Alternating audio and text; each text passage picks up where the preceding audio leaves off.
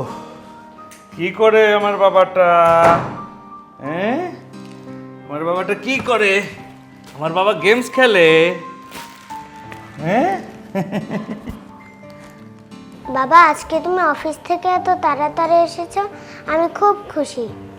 বাবা, এই শপিং ব্যাগে কি আছে? দেখো, খুলে দেখো।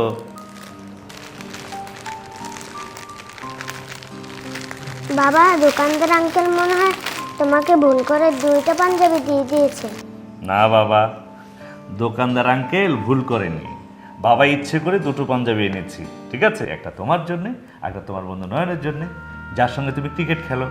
তুমি যখন দেরি করে মাঠে যাও, ও কলিং বেল দিয়ে তোমাকে এসে নিয়ে যায়। নয়নের বাবা তো আর নয়নকে নতুন পাঞ্জাবি কিনে দিতে পারে না, সেজন্য বাবা নয়নের জন্য নতুন পাঞ্জাবি কিনে নিয়ে এসেছি। সেই নতুন পাঞ্জাবি পরে তোমরা দুই বন্ধু নামাজ পড়তে যাবে। বাবা, তুমি খুব ভালো করেছো। শোনো, আমি নিয়ত করেছি এবারের ঈদে তোমাদের দুই বন্ধুর জন্য একই রকম পাঞ্জাবি কিনে নিয়ে আসবো।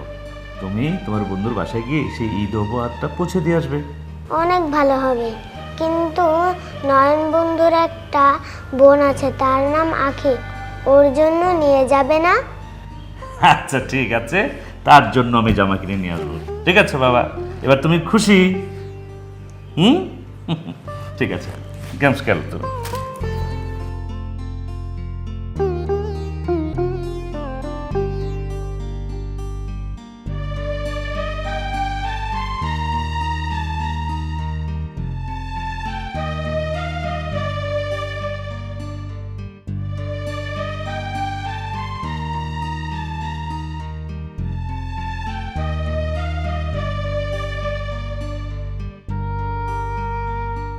এই রমজান মাস হোক নিজের সন্তানকে সামাজিক সুশিক্ষা দেওয়ার হাতেখড়ি।